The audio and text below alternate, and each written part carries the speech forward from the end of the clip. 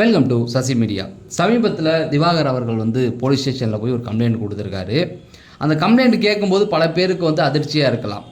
கானா வினோத் அப்படிங்கிற நபரை எல்லாருக்கும் தெரியும். அவர் கலாச்சிருப்பார். வினோத்தும் அவங்களும் திவாகரும் அடிச்சுக்கிட்டு இருப்பாங்க. அது எல்லாருக்கும் தெரிஞ்ச ஒரு விஷயம்தான்.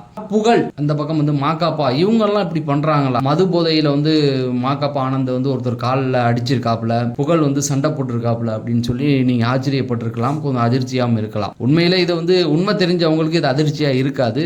என்ன நடந்தது அப்படிங்கிறத உண்மைத்தன்மையோட நான் உங்களுக்கு சொல்கிறேன். இந்த வாட்டி குக்கு வித் கோமாளி, இந்த குக்கு வித் கோமாளியை ஃபேமஸ் ஆக்கிறதுக்கு காரணம் என்னன்னா, அந்த பக்கம் டாப் குக்கு டூப் குக்குன்னு ஒன்று போகுது சன் டிவியில். அது கொஞ்சம் வைரலாக போயிட்டு இருக்கு. இந்த பக்கம் அதை புதுசாக ஏதாவது பண்ணி நம்ம கொண்டு போகணும் அப்படிங்கிறது தான் அவங்களுடைய எண்ணம். அதனால தான் ரோஜா எல்லாரையுமே எடுத்துகிட்டு வராங்க.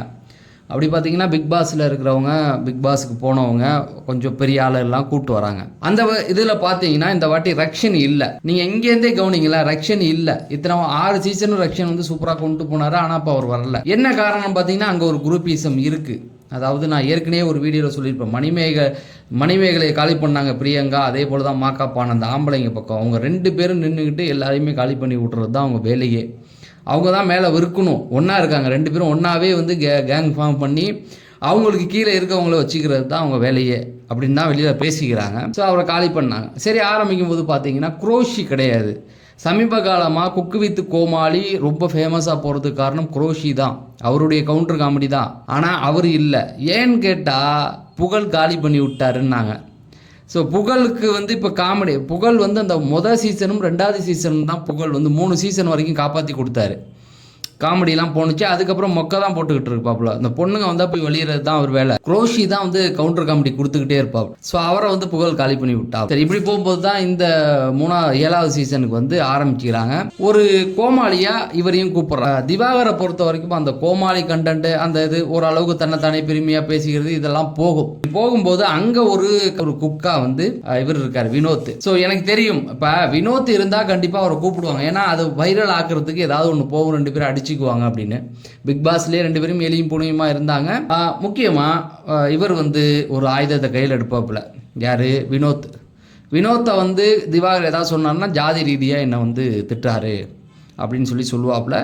இந்த பக்கம் இவர் திவாகர் ஒரு சைடு போவாப்புல, என்ன உருவ கேள்விப்பட்டுறாரு அப்படின்னு சொல்லி 2 பேருமே, இவங்க 2 பேருக்கும் இதுவே வேலை. ஆனால் 2 பேருமே இதை பண்ணிக்கிட்டு தான் இருக்காங்க, இல்லைன்னு சொல்ல முடியாது. இப்போ திவாகர் என்னை ஒரு மனுஷனாக மதிக்கலன்னு வினோத் சொன்னாலும் வினோத்தும் வாய் சும்மா இருக்காது. அவர் உருவ கேள்வியும் நிறைய பண்ணுவார். இப்படி தான் போயிருக்குது.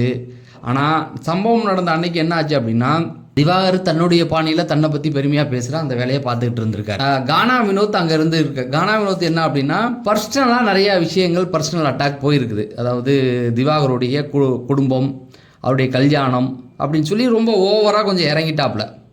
நீங்கள் நல்லா பார்த்தீங்கன்னா பிக் பாஸ் முடியும் போது சீசன் 9ல் திரும்ப வந்திருப்பாப்புல. அப்போ வரும்போது ஒரு கேங் ஃபார்ம் பண்ணி ஒரு விஷயம் நடக்கும். அந்த டைமில் சட்டைகள்லாம் கைட்டிட்டு அடிக்க வரைக்கும் போவாப்புல இவர் திவாகர். அந்த மாதிரி தான் இந்த வாட்டியும் இறங்கி போயிருக்கு. அது கொஞ்சம் பர்சனலாக ஓவராக போயிடுச்சு. புகழ் அவர்களுக்கு திவாகர் போனது பிடிக்கல. ஏன்னா ஒரு பக்கம் குரோஷியை காலி பண்ணியிருக்காரு புகழ். போட்டியே இல்லை, இந்த வாட்டி சோலோவாக அடிக்கலாம் அப்படின்ட்டு. ராமர் மேலே அவரால் கை வைக்க முடியாது. ஏன்னா ராமர் இவருக்கு சீனியர். சரி, ராமர் மேலே கை வைக்க முடியாது. பாக்கி எல்லாமே பார்த்தீங்கன்னா அவருக்கு அப்புறம் வந்தவங்க தான். அவங்கள இவர் கண்ட்ரோலில் வச்சு நீங்கள் பார்த்தீங்கன்னா, நீங்கள் இப்போ குக்கு வித் கோமாளி பாருங்களேன், புகழுக்கு பெருங்காமெடி எதுவுமே பண்ண மாட்டாப்புல. சும்மா அந்த இருக்கிறவங்கள வச்சுக்கிட்டு அப்படியே மிரட்டிக்கிட்டு அந்த மாதிரியான விஷயம் தான் பண்ணிட்டு இருக்காப்புல. அதனால ராமர் மேலே கை வைக்க முடியாது. திவாகர் போனோடனே திவாகர் எப்படின்னா, இந்த ப்ரொமோ கண்டென்ட்டுக்கு அவர் யூஸ் ஆவாப்புல. பிக் பாஸில் இருந்த வரைக்கும் அந்த 32 நாள் என்னமோ அவர் ப்ரொமோ கண்டென்ட்டுக்கு வந்தாப்புல. ஏதாவது பேசிக்கிட்டு டான்ஸ் ஆடிட்டு ஏதாவது லூசு தனமாக பண்ணி அதை ஏதாவது கொண்டு வரத்துக்கு திவாரை பொறுத்த வரைக்கும் சோஷியல் மீடியாவில் வைரல் ஆயிடுவார். அவருடைய மீம்ஸே பெரிய அளவில் போகும். அவரை திட்டிக்கிட்டே, அவரை கலாச்சிக்கிட்டே ரசிகர்கள் பார்ப்பாங்க. புகழ்லாம் சோஷியல் மீடியாவில் ஃபேமஸே கிடையாது. அந்த ஒரு காண்டு ஒன்று இருந்திருக்கு. சரி, இப்போ வினோத்துக்கும் இவருக்கும் நடக்க சண்டையில் நான் என்ன சொல்கிறாங்கன்னா, விசாரித்து பார்த்தவங்க 2 பேர் மேலேயும் தப்பு இருக்குங்க. அதாவது திவாகர் புரிஞ்சிக்காமல் பேசுவார். இவர் இறங்கி எந்த அளவுக்கு, ஓரளவுக்கு கிண்டல் பண்ணலாம், அதை தாண்டி போகக்கூடாதுன்ற ஒரு எல்லை இருக்குல்ல, அதை தாண்டி இவரும் போகிறாரு அப்படிங்கிற மாதிரி சொல்கிறாங்க. அந்த விதத்தில் பார்த்தீங்கன்னா 2 பேருக்கும் சண்டை நடக்கும்போது புகழ் அதை யூஸ் பண்ணிக்கிட்டாருன்றாங்க. அதாவது இதை சண்டையாக்கி இந்த இடத்துலேருந்து இந்த செட்டுக்குள்ளே அவரை வரக்கூடாது. அது யார் அப்படின்னா, திவாகர் வரக்கூடாது. இந்த சீசனை பொறுத்த வரைக்கும் நம்மளும் அப்படியே இது பண்ணிக்கணும் அப்படிங்கிறது தான் அவருடைய எண்ணமாக இருந்தது. அதை தான் அவர் யூஸ் பண்ணிக்கிட்டு தான் சொல்கிறாங்க. இப்படி சண்டை போகும்போது அந்த பக்கம் இவர் கூட கானா வினோத் கூட அவர் சேர்ந்துக்கிட்டு இவரும் வந்து இறங்கி சண்டை போகும்போது இவரும் இறங்கி சண்டை போட்டிருக்காரு. இந்த இடத்துல சண்டை போடும்போது ஒரு பெரிய மனுஷன் மாக்காப்பான்னு சொல்லுவாங்கள்ல, அந்த மாக்காப்பா என்ன பண்ணியிருக்காரு அப்படின்னா மது போதையில் தான் இருந்திருக்காரு. உண்மையிலேயே அவர் அப்படி தான் இருப்பார். நிறைய விஷயங்கள் வந்து அவரை பற்றி சொல்லும்போது அப்படி தான் சொல்லுவாங்க. ஷூட்டிங் ஸ்பாட்டுக்கு லேட்டாக வருவார், எந்த இதுக்குமே சரியாக வரமாட்டார், மது போதையில் தான் இருப்பார் அப்படிங்கிற மாதிரி நிறைய வரும். அதன்படி பார்த்தீங்கன்னா இவர் மாக்காப்பா என்ன பண்ணியிருக்காரு அப்படின்னா மது போதையில் தான் வந்து அவர் வந்து விலக்கி விடலை. அவரும் வந்து கானா வினோத்தோடு சேர்ந்துக்கிட்டு சண்டை போட்டதாக சொல்கிறாங்க. அப்போ கோவத்தில் ஏதோ இது ராடை தூக்கி போட்டிருக்காரு, அது திவாகரன் மேலே விழுந்திருக்கு. திவாகர் வந்து போலீஸ் கம்ப்ளைண்ட் போய் கொடுத்துட்டாப்ல. ஆனால் சேனலை பொறுத்த வரைக்குமே பார்த்தீங்கன்னா அந்த போலீஸு இதெல்லாம் எடுபடாது. ஏன்னா அவங்க சேனலில் காப்பாற்றுறதுக்கும் அங்கே உள்ள டீமை தான் காப்பாற்றுவாங்க. மணிமேகலை பிரியங்கா இஷ்யூவை பொறுத்த வரைக்கும் மணிமேகலை மேலே வந்து நியாயம் இருந்தது, பிரியங்காவை தான் அவங்க காப்பாற்றுனாங்க. ஏன்னா அவங்களுக்கு அவங்க தான் முக்கியம். இப்போ என்ன அப்படின்னு பார்த்தீங்கன்னா எப்படி பார்த்தாலும் திவாகரன் வந்து பெருசாக இருக்க மாட்டாங்க. ஏன்னா புகழ், மாக்காப்பா, கானா வினோத் அவங்களுக்கு தேவை அவங்க தானே, இவரெல்லாம் வச்சிக்க மாட்டாங்க. ஆனால் இதில் கானா வினோத்துக்கும் திவாகருக்கும் நடந்த சண்டையில் பார்த்தீங்கன்னா 2 பேர் மேலேயுமே தப்பு இருக்கும். இவர் ஒரு வார்த்தை பேசுனார்னா கானா வினோத்தும் பதிலுக்கு பேசுவார். நம்ம வந்து ஒருத்தவருக்கு முட்டு கொடுத்து ஒருத்தவங்களை காப்பாற்றுன்ற அவசியம் இல்லை. 2 பேருமே அப்படி தான். இதில் புகழும் இவங்களும் வந்து சேர்ந்துக்கிட்டது பார்த்தீங்கன்னா, அதாவது புகழை பொறுத்த வரைக்கும் வந்து இப்போ அவரும் வந்து ஒரு மாதிரி ஆயிட்டார் அப்படிங்கிறாங்க. அதாவது அந்த குக்கு வித்து கோமாளி தன்னுடைய கண்ட்ரோலில் இருக்கணும், தன்னை விட பெரிய ஆள் வரக்கூடாது அப்படிங்கிற ஒரு முடிவில் அவர் இருக்கதா சொல்கிறாங்க. மாக்காப்பாவும் அப்படி தான். இப்போ ரக்ஷன்லாம் வந்து காலி பண்ணிட்டார் பாருங்க.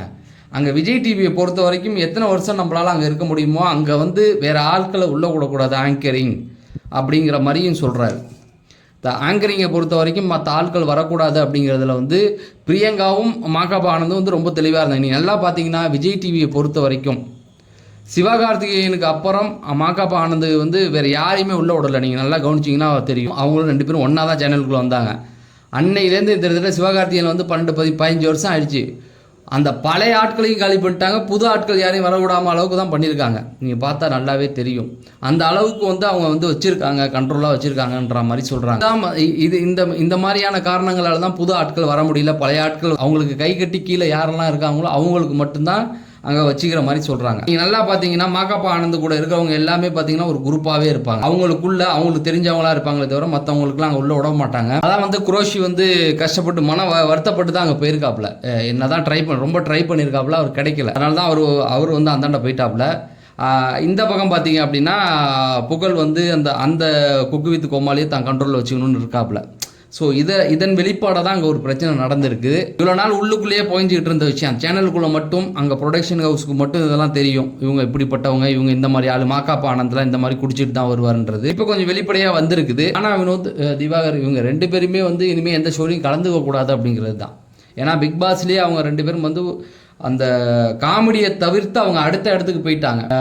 பர்சனலாக ஒரு பின்னணி குறித்து, குடும்பம் குறித்து திட்டிக்கிற அளவுக்கு போயிட்டாங்க. அப்படி இருக்கவங்களை வந்து ஒரு ஷோவில் வந்து வைரல் ஆக்கணும் அப்படின்னு சொல்லி அடிதடி சண்டை வரைக்கும் சேனல் வந்து இப்போ இழுத்துருக்கு. சேனல் வந்து டிஆர்பிக்காக இதை பண்ணுது. அடுத்த லெவல் போனுச்சுன்னா அது வேற மாதிரி. இப்போ திவாகர் என்ன கொடுத்துருக்காருன்னா எனக்கு கொலை மிரட்டல் கொடுத்துருக்காருன்ற அளவுக்கு வந்துட்டாரு. வினோத் வந்து கொலை மிரட்டல் கொடுக்குறாரு, அவர் ராயபுரத்தை சேர்ந்தவர், அங்கே அவருக்கு வந்து அந்த மாதிரியான விஷயங்கள் இருக்குது அப்படிங்கிற மாதிரி இன்னொரு விஷயத்தையும் எடுத்துகிட்டு வராரு. இது 2 பேருக்குமே வந்து 2 பேருமே அடுத்த லெவலுக்கு போகிறவங்களை வந்து தன்னுடைய சுயநலத்துக்காக வந்து ஒரு இடத்துல கட்டி போட்டு வைக்கிற மாதிரி.